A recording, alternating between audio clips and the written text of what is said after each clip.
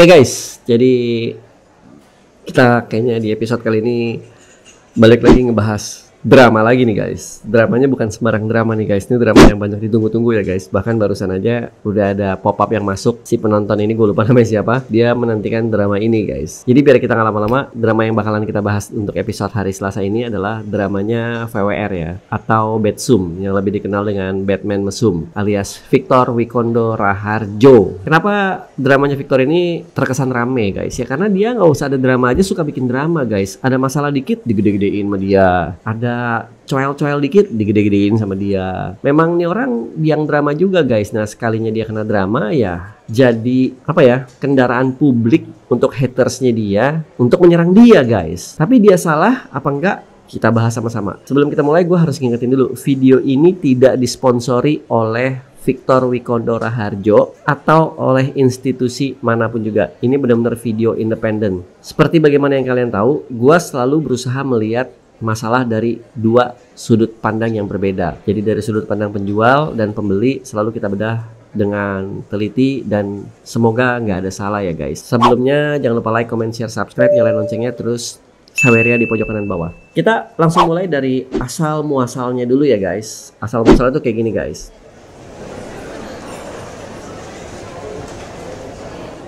Ini ada postingan dari Nanda Maulana ya. Ironi si pedagang mainan. HP gua sore kemarin banyak notif, puluhan jumlahnya, dan sebagian besar ternyata datang dari grup kolektor mainan. Iya, gua adalah sebagian dari bapak-bapak yang hobinya adalah terjebak di masa lalu koleksi mainan. Temen gua sebut si A. Buset, gua barang udah lunas PO dari 3 bulan lalu diminta pelunasan sama dia. Sampai sekarang belum datang itu mainan. Udah rilis 5 bulan yang lalu. Temen gua yang satu lagi di grup B yang bisa dibilang sultan di grup kami, yang selalu mainan lini tertentu launching sekalian ambil double atau 3, juga ngungkapin kekeluhan yang sama. Barangnya udah launching, seller lain udah pada datang dengan harga yang lebih murah, barangnya belum datang dari seorang seller. Lo PO di siapa? Gue tanya. Siapa lagi? Sama si Cocot lah. Cocot ini maksudnya mungkin si VWR ya, mungkin ya. Tapi kenapa harus nulis Cocot? Berani-berani aja lah ngomong VWR gitu, kayak gua gitu ya. Jawab temen gue yang lain sambil ngeluh barangnya belum datang saat seller lain udah mengirim produknya ke bapak-bapak pecinta mainan lainnya. Oh, si Cocot, seller terkenal itu. Codot ya, codot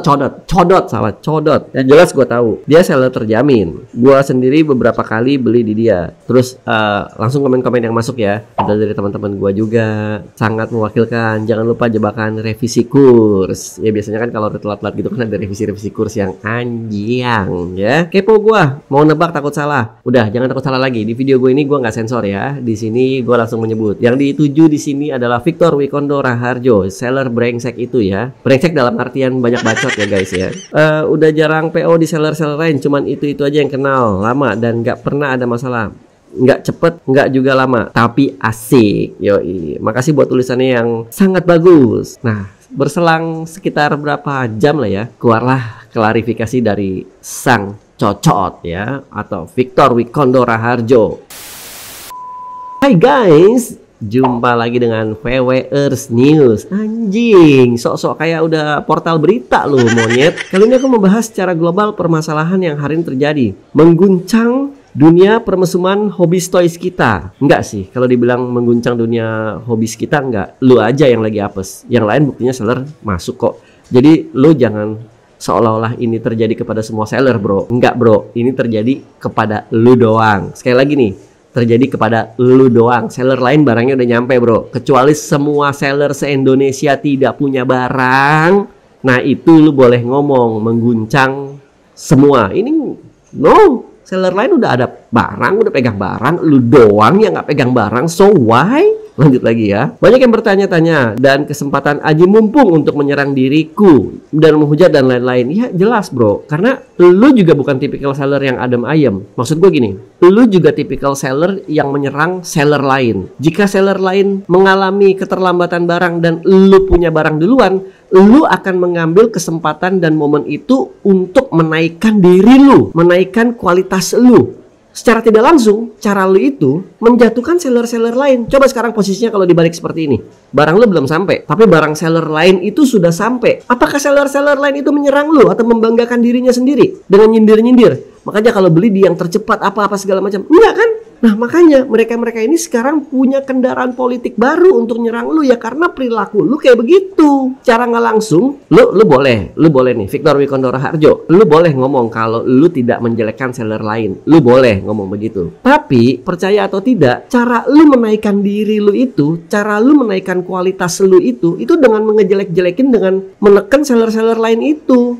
Tapi tenang aja, VWR sudah tahu siapa macan berbulu domba dan siapa aja yang lempar batu sembunyi di balik itu. Dengan restu forwarder atau supplier, sebut saja Dodol, VWR yang menjadi tokoh utama di balik kehebohan ini, perkenalkan diriku untuk menjelaskan duduk berdiri tegak permasalahannya. Yes, ini salah satu hal yang bagus dari VWR ya. Dia tidak pernah lari. Jadi sejelek apapun kasus yang ada, berusaha menyelesaikannya. Itu harus gua akui. Sekali lagi, video ini tidak disponsori dan ini adalah sudut pandang gua. Jadi gua mau ngomong apapun di sini bebas. Suka nggak suka tulis di kolom komen. Sebelumnya VWR mohon maaf jika sudah ada masalah keterlambatan barang. Bagus, lu berani minta maaf. Dodol menginfokan bahwa ada barang terlambat distribusi dari mainland China yang mana itu di periode Desember 2024. Desember 2024 sekarang udah bulan Mei. Tandanya udah mau masuk 5 bulan 6 bulan ya guys. Itu wajar lah kalau orang udah agak marah. Menurut gua wajar ya. Dan 2 bulan 3 bulan harusnya udah marah juga sih. Tapi kalau sampai 5 bulan dan baru terkuak ya nggak tahu juga ya. Kemudian beranjak bulan Januari 2020 ada delay distribusi di area Hong Kong. Kemungkinan hari raya Hong Kong plus karena libur Imlek, secara bersamaan ada funeral kerabat Dodol. Nah ini yang kayak gini lu nggak usah ngomong lah. Funeral kerabat lu tuh lu nggak usah ngomong lah. Itu urusan pribadi lu yang nggak usah lu gunakan sebagai jual derita lu. Lu kayak sinetron Indosiar lu, minta dikasihanin orang karena lagi ada keperluan gitu kan. Kurang profesional lah di sini lah. Mau ada masalah keluarga lu kayak mau ada apa kayak itu urusan lu. Kita nggak perlu tahu. Yang kita perlu tahu adalah barang kita sampai titik. Kecuali sekali lagi masalahnya adalah masalah internasional. Tidak ada barang yang boleh masuk sama sekali. Nah itu semua kena. Nah itu lain cerita. Jadi case-nya datang bertubi-tubi. Dia bilang pasca libur Imlek di sana distributor plus 10 sebelum masuk. Ini pembenaran diri aja nih anjay nih. Oke, gue lanjut lagi ya. Ini pembenaran diri lagi nih. Barang-barang yang masuk itu adalah SAF Ichigo The Next, SCM EX Virgo Saka, beberapa barang Tamashii Nation ya. Jadi kebetulan atau tidak, yang bermasalah terlambat item PO bulan Desember 2024 dan anehnya bulan berikutnya aman lancar. Setelah ditanyakan kembali berulang kali, akhirnya Dodol menjelaskan bahwa shop atau distributornya bermasalah. Tempat pengambilan barang sejak Februari 2025 close. Banyak orderan dari PO dari customer region Hong Kong juga kesimpulannya tidak bisa ambil. Syukurlah beberapa piece SAF Ichigo The Next sudah diusahakan dengan mengambil stok luar yang mana jauh lebih mahal dari harga PO. Yang ini tenang, tidak ada penambahan harga. Mantep lu ya Victoria, kalau kayak gini lu mantep. Karena ini kesalahannya adalah kesalahan antara lu dan supplier lu gitu ya. Jadi rasanya kurang fair kalau misalkan ada barang-barang yang harganya naik terus lu bebankan ke orang yang notabene juga udah nunggu lama.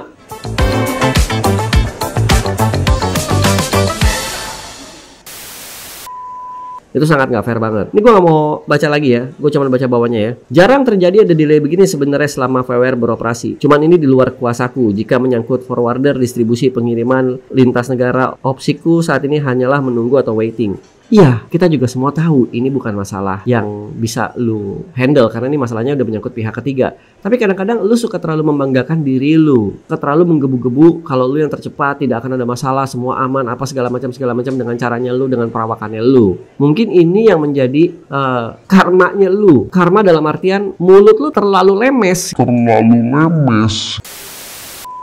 gitu, terlalu koar-koar gitu. Gue lanjut lagi ya guys. Mohon maaf jika ada waktu delay ini, jarang terjadi. Terima kasih atas kepercayaan member VWR yang yakin percaya selama ini. Tak sabar menunggu. Tolong bedakan ya kasusku ini dengan kasus seller lain. Jadi dia di postingan berikutnya nih yang ini nih gue nggak bacain ya. Dia di sini kasih jejak rekam digital itu ada ya guys. Kalian jika kenal diriku, seutuhnya pasti paham karakter VWR lembut atau keras VWR kan. Aku orangnya asik, cool dan bisa diajak diskusi.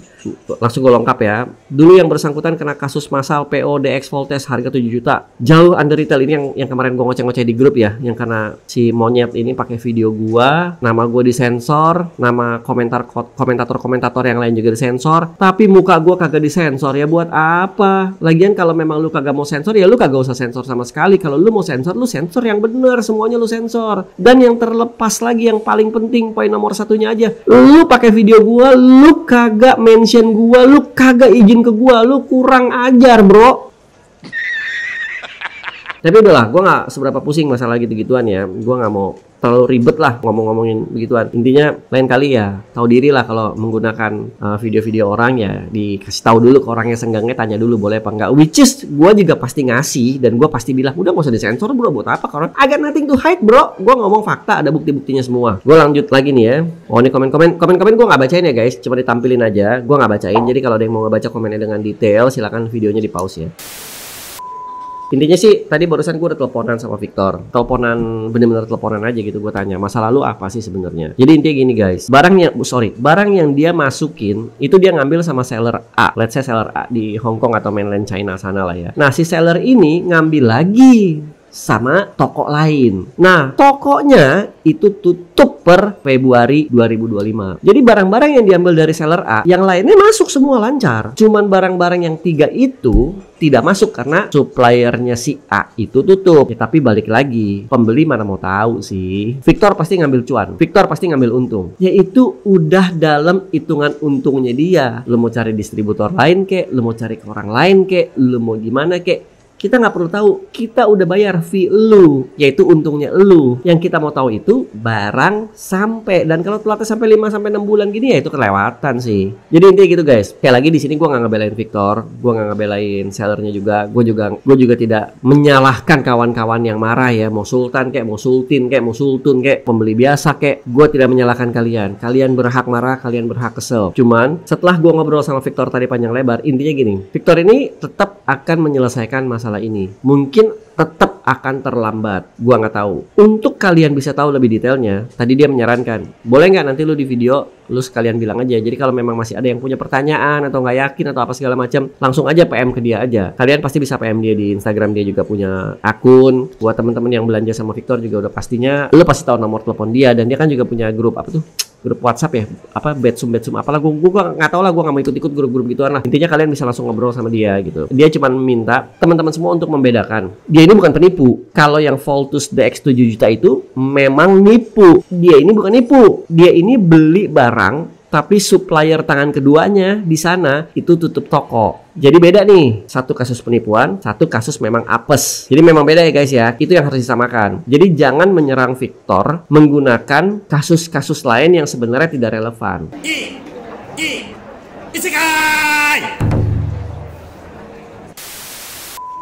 Kalau dari gue gitu aja sih. Jadi menurut gue kalau ada komentar-komentar yang masuk ini karma segala macam, ya mungkin bener juga. Karma itu kan datang tidak dalam bentuk yang sama. Menurut teman-teman ini karma, gue rasanya agak setuju sih sama kawan-kawan sih. Ya mungkin ini sedikit banyak karmanya VWR juga. Tapi dan akhir guys, Victor tetap di posisinya, yaitu akan menyelesaikan masalah ini dengan baik-baik ya guys. Jadi suka nggak suka, setuju nggak setuju, ada punya pendapat apa tentang obrolan kita kali ini?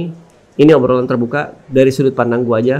Video ini tidak disponsori oleh siapapun juga, bahkan oleh VWR juga tidak disponsori. Gue berusaha netral di sini ya guys. Jangan lupa di like, comment, share, subscribe, ikutan kita ngobrol di sini, dan logo Saweria di pojok kanan bawah. Michael Chu, raja terakhir dari Isekai, signing out dulu untuk episode kali ini. Peace out guys.